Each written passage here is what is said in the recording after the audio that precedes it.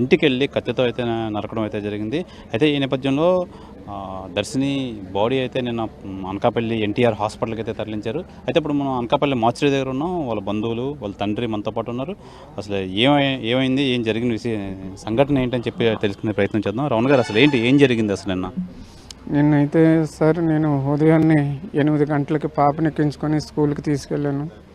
Bike మీద అక్కడే దింపేసి ఏ స్కూల్ చదువుతున్నాను పాప? హై స్కూల్ సార్ రాంబిల్ జడ్పీ స్కూల్ హై స్కూల్లో అక్కడే దింపి నేను మామూలుగా డ్యూటీకి వెళ్ళిపోయానండి నేవీలోకి. తర్వాత నేవీలో 6-7 నిమిషాలు అయిపోతురికి నాకు ఫోన్ వచ్చింది ఇంటి దగ్గర నుంచి. మా ఇన్ఛార్జ్ ఒకరు దర్శనికి ఏదో బాగోలేదంటే నువ్వు గమ్మున వచ్చి అని. ఈలోగా మా తమ్ముడు అక్కడ ఉంటే ఆడు కొంచెం దగ్గరలో ఉంటే దర్శనికి బాగోలేదంటే నువ్వు కొంచెం బేగ వెళ్ళు, నేను వచ్చేస్తున్నాను బయలుదేరాను అన్నాను. రాబోతురికి జనాలు ఉన్నారండి గుంపుగా. ఏమైందంటే దర్శిని నరికేశారు. దర్శిని అంటే గతంలో జరిగింది ఏంటంటే ఈ ఒక సురేష్ అన్న వ్యక్తి ఈ అమ్మాయిని ఏదిస్తూ మాకు ఒకవేళ మాకు చెప్పితే కత్తిచ్చి పొడి చేస్తాను, మీ అమ్మని పొడి చేస్తాను, మీ నాన్న నరికేస్తాను, లేకపోతే నిన్ను చంపేస్తానని ఏదిస్తూ మానసికంగా గురి చేశాడు.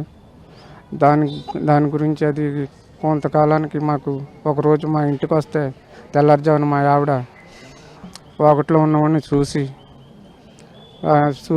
కేకలేగా వీడు పారిపోయాడు. నేను లెగిసి రాబోతురికి అప్పుడు మా అబ్బాయికి మళ్ళీ ఫోన్ చేసి ఇలా మీ ఇంటికి వెళ్ళాను, నేను దర్శనం చూడనాకని అటు చెప్పడంతో మాకు చెప్పడంతో మేము నేరుగా కాకుండా మా పంచాయతీ ప్రెసిడెంట్ హరిగారిని దగ్గరికి వెళ్ళి సంప్రదించి ఆడికి ఏమన్నా నువ్వు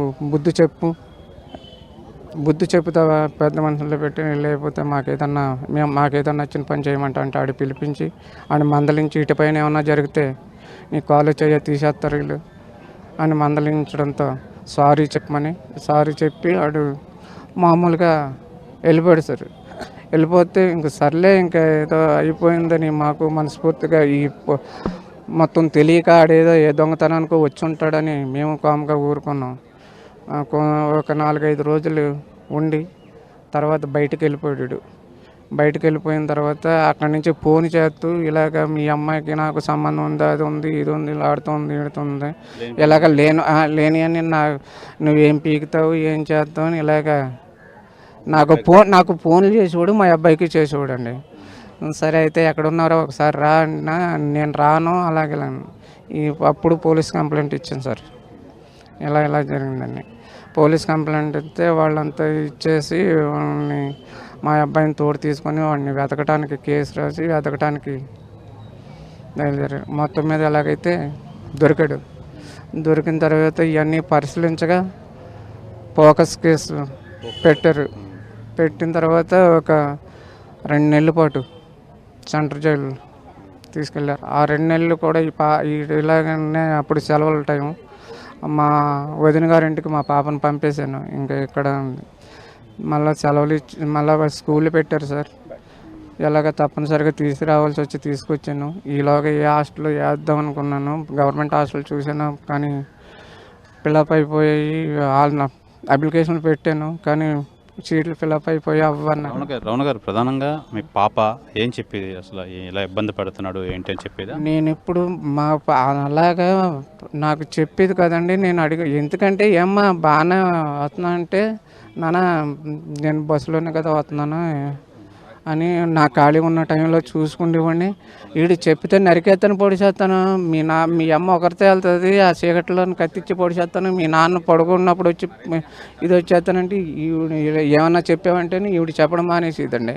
నేను బాగానే ఉన్నాను, ఏ ఇబ్బంది లేదు అన్నట్టుగా పాప అంటే మనకి ఏంటి చిన్నపిల్ల కదండి, దీనికి ఏ లవ్ గివ్ ఇలాంటివి ఏమి ఉండవు కదా, అలాంటి పొజిషన్లుగా ఉండలేదు కదా అన్నలేదు. మేము ఇంకా చిన్నపిల్లలాగే చూసుకున్నాం తప్పితే పాపకు వయసు వచ్చింది ఇది ఏం చేస్తుంది ఏంటని అంత పరిశీలనగా మేము ఇది చేయలేదు. ఆ చిన్నపిల్లలాగే మసులుకుండేది, చిన్నదాని ప్రధానంగా ఈ సురేష్ అన్న వ్యక్తి పోక్సో చట్టం పోలీస్ కేసు అయితే పెట్టడంతో అది మనసులో పెట్టుకొని ఈ దురాఘాతానికి పాల్పడ్డాడంటారా? అదే సార్. ఇప్పుడు దీన్ని మేము పోక్సో కేసు పెట్టామన్న కోపంతో ఈ పాపని ఇలా చేసాడు సార్. అదే నిన్న సాయంత్రం అసలు ఎలా వచ్చాడు, ఇంటికి ఎలా వచ్చాడు, పాప ఎన్ని గంటలకు వచ్చాడు? ఎలా వచ్చాడంటే పాప 5:15కి ఎలాగ వచ్చింది సార్. అయితే అక్కడ వీడు ఇద్దరు ముగ్గురు పరిశీలించారంట. ఒకసారి కత్తి తట్టుకొని తిరగడం అటు ఇటు. మా ఇంటి దగ్గరికి రాడు సార్. అప్పటి నుంచి నేను ఎప్పుడు చూడలేదు రావడం. ఆ శివరికి వాళ్ళ అమ్మమ్మ గారి ఇల్లు శివరు, అయితే మాది ఈ శివరు. అయితే ఆ ఏరియాలో రాలేదు. నేను ఇంటికాడ లేను. మా మిస్సెస్ కూడా బ్రాండర్స్కి వెళ్ళిపోయింది. పాప సొత్త స్కూల్కి వెళ్ళిపోయింది. ఈలోగా 2-3 ట్రిప్పులు వేసాడు. ఒక బైక్ కట్టుకుని ఇంకొక కుర్రోడు ఉన్నాడండి ఒకడు. ఆడు బైక్ మీద వచ్చాడంట మా ఇంటి పక్కనే. ఆ కుర్రోడు ఆ బైక్ పక్కన వచ్చి బైక్ వేసుకొని మా ఇంటి పక్కకు వచ్చి మళ్ళీ తిరిగి వెళ్ళిపోయాడంట. ఈలోగా ఎవడే పని మీద పోతున్నాడో గమనించలేక ఇది ఒకవేళ అలాంటి వాళ్ళు నాకు ఇంత మునుపు జరిగింది కదా, నాకు ఫోన్ చేసి చెప్పినా నేను అందుబాటులో ఉందును, నా పాపను కాపాడుకుందును. ఇంతవరకు ఇది ప్రాణాలు కాపాడుకున్నాను. నాకు ఒకే ఒక పాప, ఒక బాబు. అపురూపంగా నాకేమి లేకపోయినా కష్టపడాలని అపురూపంగా పెంచుకున్నాను సార్. బాబు ఇంకోండి బాబు అది ఎక్కడ ఏమంటున్నారు ప్రధానంగా అసలు పోలీసులు వెతుకుతున్నారా, గాలిస్తున్నారా ఆయన కోసం? అలాగ అంటున్నారు సార్. మరి గాలిస్తున్నారా? వాళ్ళు గాలిస్తున్నాను అంటున్నా. మాతో మట్టుకి వెతుకుతున్నాము ఏంటి ఇంకా దొరకలేదు అంటున్నారు. మరి వాళ్ళు ఎంతవరకు ఎదుగుతున్నారో తెలియదు. నాకు ఏ ఆప్షన్ లేదు సార్. మీరు ఆ పోలీసులు, మీ మీడియా వాళ్ళు నాకు న్యాయం చేయగలిగితే పట్టుకొని వాడిని నాకు అప్పచెప్పితే అదే న్యాయం సార్. నా చనిపోయిన నా పాపను తెచ్చి మీరు ఎలాగ ఇవ్వలేరు కాబట్టి వాడిని అప్పచెప్పితే ఇంకో ఇతర పిల్లలు కాపాడుకునే వాళ్ళం అన్నా అవుతాం అండి. ఇప్పుడు నాలాగే ఎంతోమంది ఉంటారు. అందరూ పాపను పట్టుకొని చదివించడానికి తీసుకెళ్లారు, తీసుకురాలేరు. ఏ టైం ఇప్పుడు 4 రోజులు మర్చిపోతే మనం ఏం పీకేమని ఇంకొకటి దగ్గరికి వెళ్తారు, ఇంకొకటి చేస్తారు. అలా ఇంకోటి చేసుకుంటూనే పోతారు. అందుచేత దయచేసి ఆ పోలీసులు, మీడియాలు మిమ్మల్ని కోరుకునేది ఏంటంటే అన్ని ఎక్కడన్నా వెతికి పట్టుకుని మాకు అప్పచెప్పండి, లేదా మా కళ్ళెదురాన్ని ఎన్కౌంటర్ చేసేయండి. అదే సార్ మేము కోరుకునేది. లేకపోతే మేము బతుకున్న వేస్ట్.